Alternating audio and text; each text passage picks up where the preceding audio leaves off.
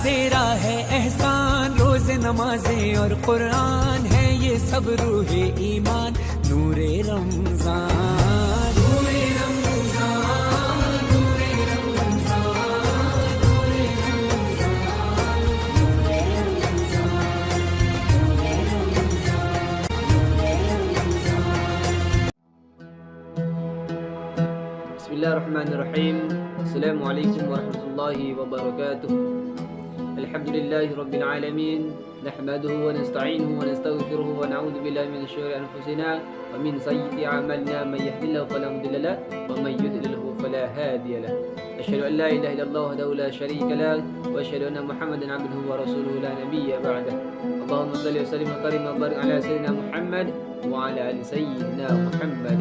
Rabbi israh li sadri wa yassir li amri wa hlul 'uqdatam min lisani yafqahu qawli. Amma ba'd.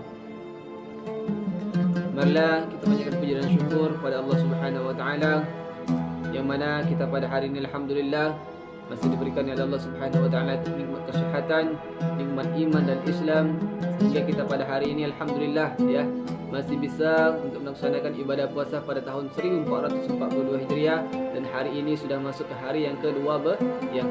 Tentunya kita harus mengucapkan syukur kepada Allah Subhanahu wa taala dengan melafazkan hamdalah, alhamdulillahi rabbil alamin. Salawat serta salam kita hadirkan kepada junjungan Nabi besar kita, Nabi agung kita, Nabi penutup para nabi dan rasul, yaitu Nabi besar kita Muhammad sallallahu alaihi wasallam. Allahumma shalli wa sallim wa barik alaihi.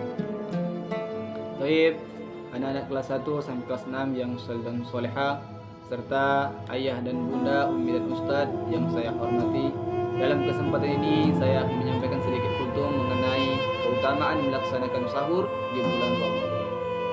Jadi sekalian, yang harus kita ketahui, di bulan Ramadan ini banyak amalan-amalan yang sunnah yang bisa kita lakukan, yaitu salah satunya ketika kita melaksanakan ibadah puasa, kita harus makan sahur. Karena terletak keberkahan ketika kita melaksanakan ibadah puasa itu terletak di waktu kita makan sahur. Sebagaimana dalam hadis muttafaqun alaih dari Anas bin Malik, Nabi sallallahu alaihi wasallam bersabda, "Tasakharu fa inna fis sahuri barakah." Dan yang artinya, makan sahurlah kalian karena dalam makan sahur terdapat suatu keberkahan. Hadis riwayat Bukhari dan Muslim.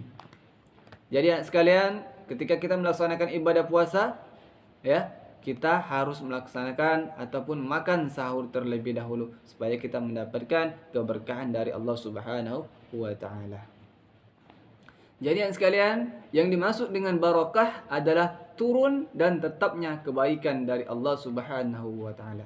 Jadi keberkahan ini bisa mendatangkan kita kebaikan dan pahala, ya. Mendatangkan kebaikan dan pahala, bahkan juga bisa mendatangkan kita manfaat yang sangat banyak di dunia maupun di akhirat.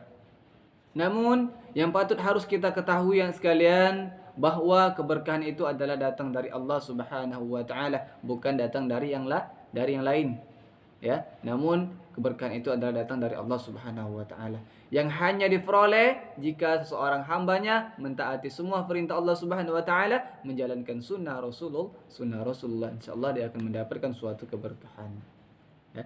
Sebagaimana Allah Subhanahu wa taala berfirman dalam Al-Qur'an surah An-Nisa ayat ke-80 yang berbunyi, a'udzu billahi minasyaitonir rajim, bismillahirrahmanirrahim, may yuti'ir rasul faqad ata'a Allah wa man tawalla fama arsalnaka alaihim hafidha. Dan yang artinya, barang siapa yang mentaati Rasulullah, sesungguhnya ia telah mentaati Allah Subhanahu wa taala. Dan barang siapa yang berpaling dari ketaatan itu, maka kami tidak mengutusmu untuk menjadi pemelihara bagi mereka, ya. Jadi insyaallah kalau kita mentaati Rasulullah, insyaallah kita akan mentaati Allah Subhanahu wa taala, dan kita akan mendapatkan suatu keberkahan dari Allah Subhanahu wa taala. Amin ya rabbal alamin. Kemudian sekalian, tentunya ya, manfaat dari kita melaksanakan ibadah puasa, kita harus makan sahur, itu banyak sekali. Salah satunya yaitu kita mendapatkan keberkahan. Kemudian manfaat lainnya ketika kita melaksanakan ibadah puasa dan diawali dengan makan sahur, badan kita fisik kita menjadi lebih kuat, kita mempunyai tenaga untuk melaksanakan ataupun menjalani ibadah puasa pada siang harinya, ya. Jadi banyak manfaat-manfaat lainnya ketika kita melaksanakan ibadah puasa, kita harus mengawali dengan makan sahur, ya.